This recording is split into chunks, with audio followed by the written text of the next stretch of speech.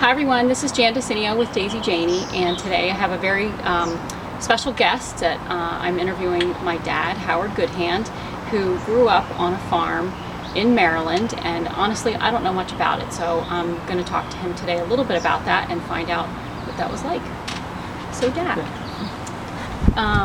you grew up on a farm, and I know it was in Maryland, but tell me a little bit more about where in Maryland and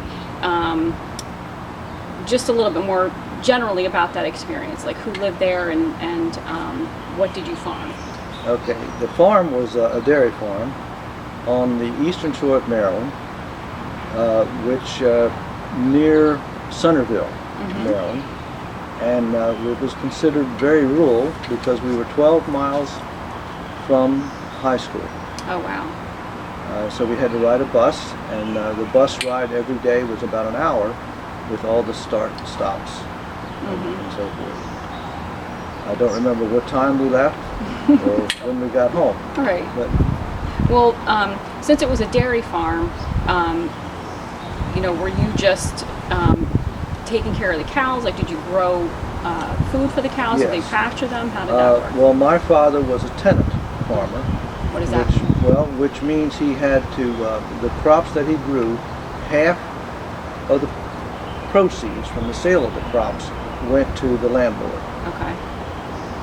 We were able to use part of the crops as food for the cows and pigs and whatever else we had. We would grow wheat, and the crops were rotated. I was going to ask you about that. Yes, and you rotated the crops for the good of the topsoil. Yep. So you would put a wheat field would become the following year a pasture field. So, which meant the land had a year to rest. And then the next year it might be a cornfield. So you rotated the crops all the time. Right. Every year. Right. You might have a hay field that would eventually become a pasture field. Right. Okay. And how many cows did you have at any one time? We probably had a maximum of 30 to 40. And we milked cows twice a day. By hand? We had some hand milking, and then I guess when I was 12, 13 or 14 we got what they call milking machines. And the milking machines were, there was Farm Master, which was a Sears machine, which had a bucket that you placed near the cow's udder, and then you had the things that go on the udder to get the milk, and then you had the next brand was called Surge. Surge turned out to be the Cadillac of the industry, and you actually strapped the bucket onto the cow, and then I think I've seen pictures. Yeah. So that's how that works. Okay. And the milk was sold. The milk was sold. Yes. Okay. Well, how many? Okay. Well, first, let me go back to a little bit about the farm. Who lived on the farm with you? Okay. I had 4 brothers and 1 sister, and of course my mother. And when my older brother got married, he stayed on the farm for a year until he went out on his own. Okay. And so were you born on a farm and I was. lived there all your life? All 5 of us were born on the farm. On the farm. Yes, and there was a doctor in attendance on all 5, but we were all born at home. Right. Most of the old farmhouses had a front parlor, which was very seldom used. But when there was a child coming, it became a bedroom. Gotcha. And that's where it took place. Yeah, I love it. So, True home birthing. Yeah. That's great. And so you lived there all your life until you joined the Air Force, is that right? Yes. Okay. Yes. And did you, how many acres was it? Did you tell me that?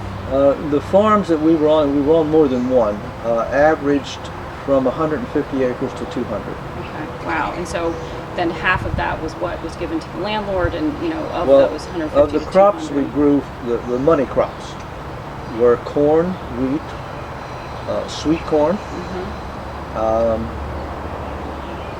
I don't think there was any other money crops, really. It was just those two.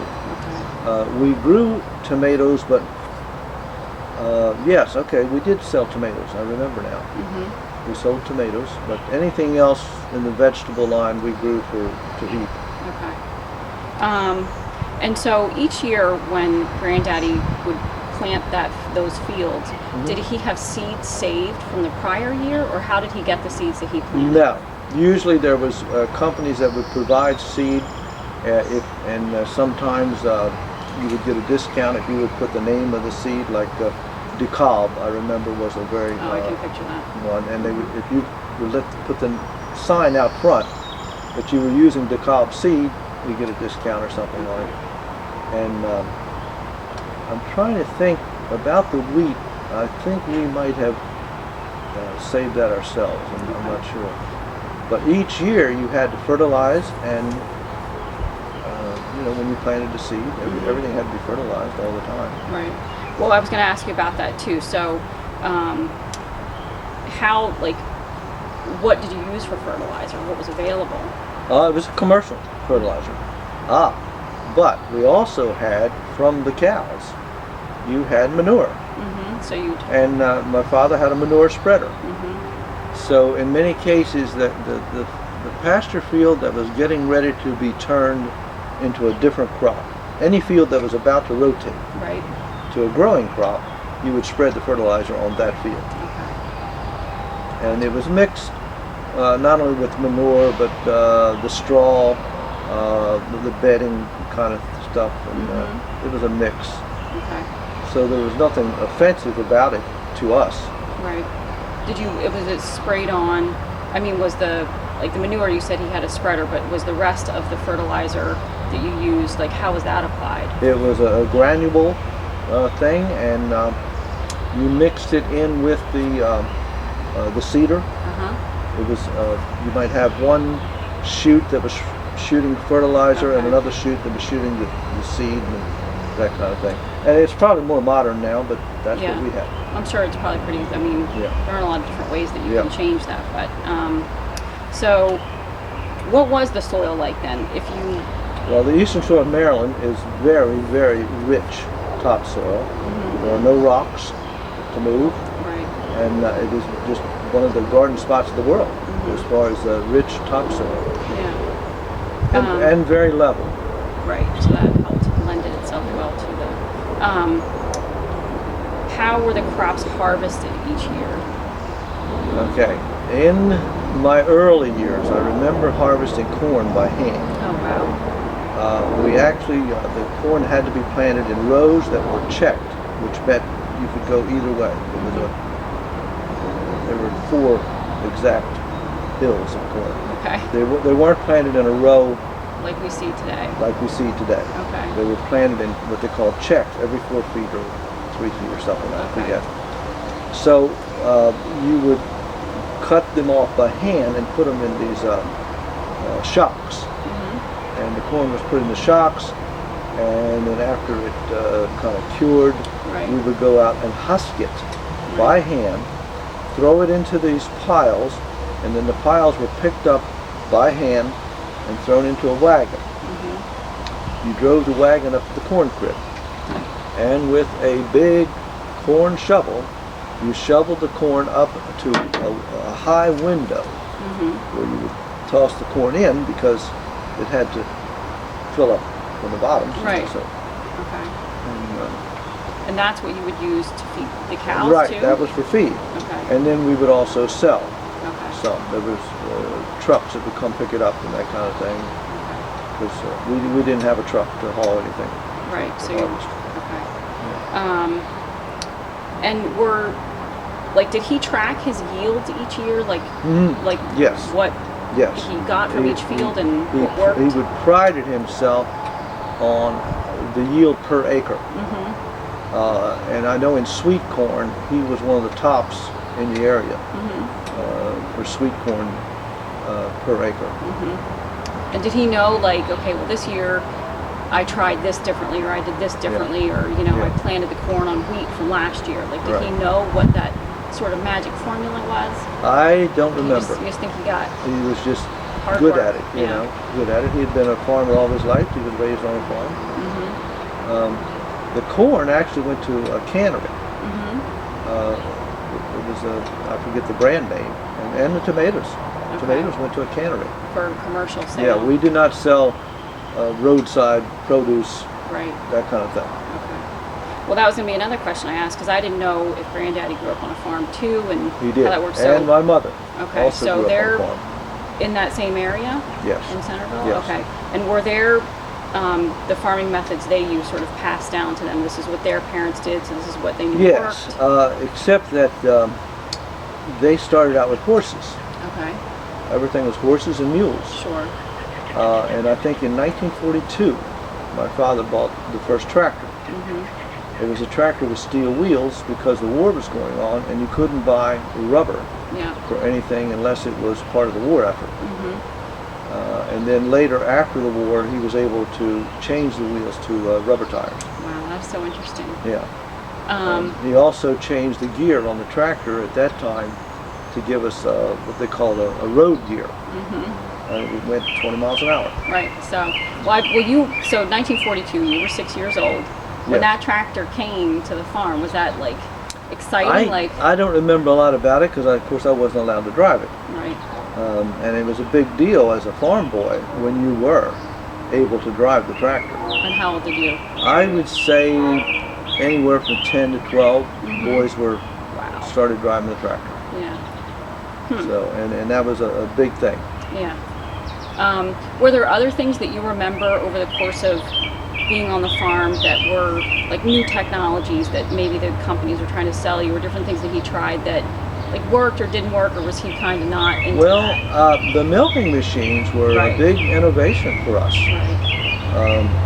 Because with 4 boys, milking by hand didn't seem like a big deal to my father. Right. So Yeah, so did you. Yeah. Before we grew up old enough to help, he always had a hired hand. Okay.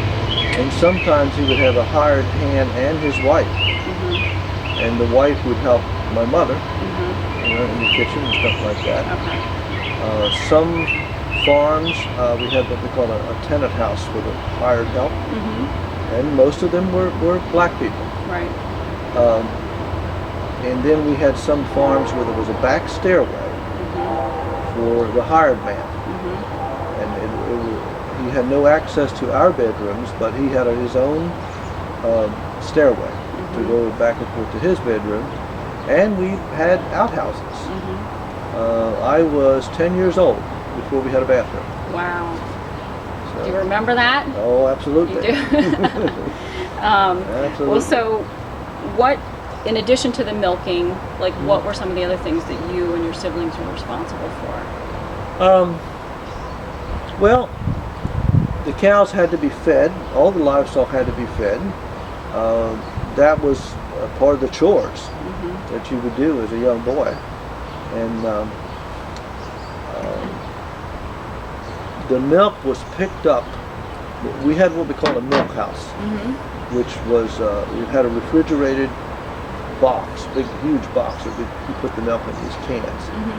It's not pasteurized or anything. So the milk truck came by every single morning to pick it up. And it was picking up the milk from the night before and that morning. And he had a refrigerated truck, and then it went into town to be processed. Whatever. And did you drink that milk too? Like We that did. was what supplied your house? We drank it unpasteurized. Yep. Absolutely. Well, we drink a lot of raw milk today Yeah. too, so Yeah. it's interesting how that has changed too.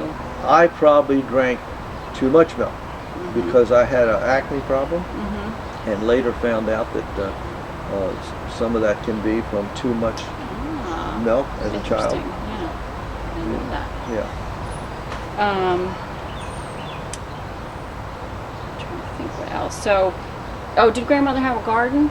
Absolutely. Yeah, and There so was what almost, did she there grow? was almost no such thing as a farm Yeah, without a garden. Yeah, well, so what did she? Was she responsible for that? Did you help with that at all, or? I don't remember doing that.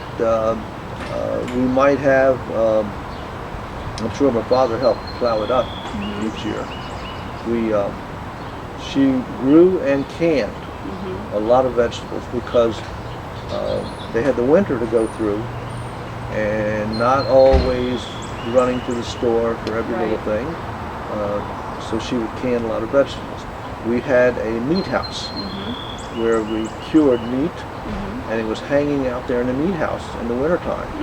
A lot of it was cured with salt to cure it. Some was cured with sugar and that kind of thing. And that was for your personal consumption? Yes, You didn't sell yes, that? we didn't. That was not sold. Yeah, anything from the livestock was not shared with the landlord. It was only the crops that were shared.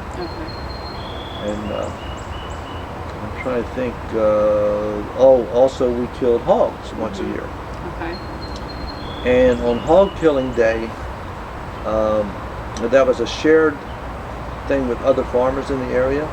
They would come over and help my father on hog killing day, and then he would go help him. My father was the local butcher, so to speak, in that he was the first one that would start to dress out the hogs. My mother was in charge of the sausage. And they always had sausage and hams and so forth. One of my fondest memories is coming home from school. My mother would have fresh biscuits and a fresh slice of ham because we were always hungry when we came home from school. So we would change our clothes to go milk the cows. On our way to the barn, we had a biscuit and a ham sandwich to eat, and that would tide us over until dinner time. I love it. Well, that was you're segueing into all my questions. I was gonna ask you just about like some of your, because I know that you didn't like everything on the farm, but what were some of your likes and dislikes and some of those other fond memories that you have? Some of the things I disliked, as I look back later, weren't so bad, but it was not fun milking the cows twice a day. The cows could be pretty dumb sometimes, and there was a certain danger of the cow kicking you. We used what they call hobble chains on the back legs. A lot of farmers did not. They had trained their cows to not use them, but we did. So just for safety. For safety. A cow. One of the hardest things is when you've got almost a full bucket of milk and the cow kicks it over. And it goes into the gutter and it's gone. It's and lost, then you're really money. crying over spilled milk. That's right. Literally. Absolutely. The summers were fun. There was a lot of hard work in the summer. We're baling hay.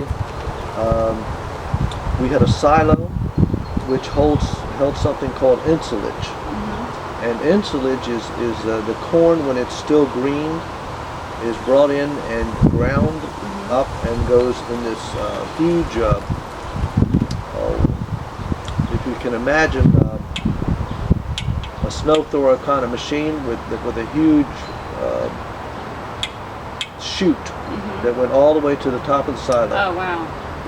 So up in the silo. Now this is a job I absolutely hated, but you would go two to three people at a time. You go up in the silo, and you constantly walk in a circle in this confined area to mash this down to get as much as you could get in the silo. And you could only take an hour or two of this. Because you just and go then crazy. we rotated and somebody else went up. Was it hot or was it just yes, it was always hot. And we had no air conditioning ever. And you had screens, you opened the windows, and we didn't think a whole lot about it at that time. Summer was hot. Now it's a big deal. But Well, did you have, like on the farm, did you have somewhere where you could cool off? Is there we had shade pond trees or something? You didn't have a pond? Now we did have a stream on this one farm that was deep enough that's where I learned to swim. We had another farm that did not have one. But the one farm that I remember the most, we did have a stream. And so you'd go down there and cool off a bit. But you just coped with it. You didn't think anything about it. It's just the way it is. So then I remember growing up that when we lived in Gettysburg, we had a big garden. Yes. Was that, how, like, I remember the That was things small compared to well, what we had. I know. Well, but I remember doing a bit of the work, with Yeah. covering the Yeah. soil with newspaper and grass to kind of keep everything moist. And was that a technique, like that kind of cover crop idea? Was that something that you did? Or? No, because no farmers that I knew would bag grass or anything like that. Their lawns weren't as pristine. Right. They are today, but they weren't at that time. They weren't Yeah. all this pristine stuff. Yeah. I think we used a hoe Mm-hmm. to hoe the weeds out. That's what Yeah. she kept doing. We kept them out. We had things called a cultivator, Mm-hmm. where you would run on the tractor and it would churn up the weeds and so forth and keep it clean. Was that while the crops were growing? Yes, That would go in yes. between? Okay. And then there was a point where the crops would get so high that you couldn't do it anymore, and then you Right. just let it go. Okay. Did you ever do anything, so let me ask you this, were you using any insecticides at all that you recall? I cannot remember using. I Like remember the spraying fertilizer. I do not remember much as far as insecticides. Okay. So do you remember what Granddaddy would do for pest control? Just No. to see, I don't remember ever using Yeah. anything for pest control. okay. One So technique it's probably a that's- little more organic than it is today. Exactly. Well, Yeah. one of the things that maybe was happening sort of just coincidentally was there's something called trap cropping, Mhm. where they or what am I thinking of where the trap crops are planted to attract insects away from away from the corn and away from other things. Did he do anything like that? Yeah, there were beetle traps. Okay. I remember that. I also remember that one year we had an invasion on the eastern shore of what they called army worms. Mm. And these army worms would go from field to field Mm-hmm. and just devastate. Mm. And the way they controlled it, you would dig a furrow between one field and another with a smooth 6 to 8 inch cliff, so to speak, Okay. that the army worms could not climb up that smooth Couldn't get out area. of. Right. Yeah. And then I think they were spreading something down in the furrow to kill Once them. they got in there. Yeah. Yeah. Okay. Let's see. Well, so when we planted that garden in Gettysburg, then Mhm. was that, because you grew up on a farm, and I know you were kind of anxious to get out of there once you finally had the chance. Like, Yeah. was growing your garden something that you look forward to when you finally had a yard yes. big enough and Yes, it kind of was. doing your own thing? Yes, it was. What was your favorite thing to grow when it was just that Tomatoes, size? probably. Yeah. Tomatoes. And Yeah. did you experiment with different seeds, different heirlooms, different varieties? We tried early girls because we wanted to get the tomatoes as soon as possible, Mm-hmm. and of course, we did some canning. Mhm. You got to remember Yep. some of that. We grew broccoli and some lettuce. And I tried to experiment with 2 crops of broccoli, one in early spring and one in the fall. Mhm. But the fall crop never seemed to do a whole lot. Yeah. And I'm trying to think, there's something else I was doing. Oh, we tried corn, and it wasn't worth it to do the corn because you couldn't get that much. It was Not easier to go space. buy it off the side of the road somewhere. Yeah. So, looking back now, is there anything that you miss? Like if you could go back and enjoy something again from your farm days? Well, what I miss from the farm. Okay, the open air, the being outdoors all the time in the summer. Mm-hmm. The families were closer. Yeah. We had threshing wheat days where you would go from farm to farm, and that was just like a big party Mm-hmm. to young kids. Mm-hmm. And it was neat if all of a sudden you're allowed to drive a tractor so the other boys can see you driving a tractor. All right. That was kind of a Yeah. pride thing. Yeah. And we had these big meals where the wives would cook these huge meals for all the men. Mm-hmm. And my mother would have these milk cans that she would clean out, that she would, gallons of iced tea that she would have. Oh, wow. Initially, as a young boy, before we were allowed to do some of this stuff, you hold water for the older men. Oh, wow.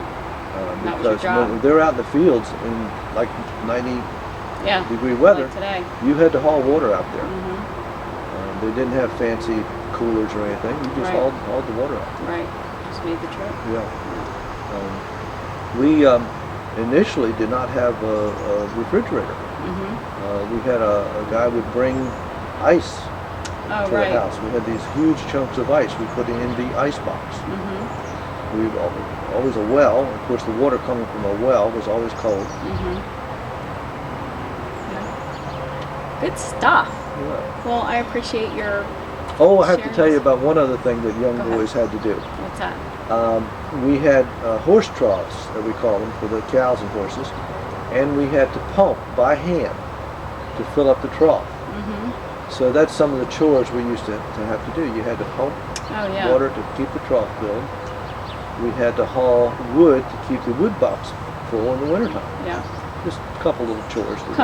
Just little things. Yeah.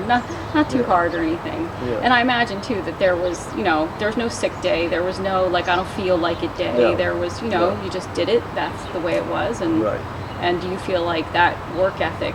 I feel like that was present in our house growing up. But do you feel like you kind of carried that over into? The Absolutely. rest of, Absolutely. You can't trade that for anything. Yeah. Well, I appreciate your spending this time with me, Dad, and so I could learn a little bit more about it. So, thanks.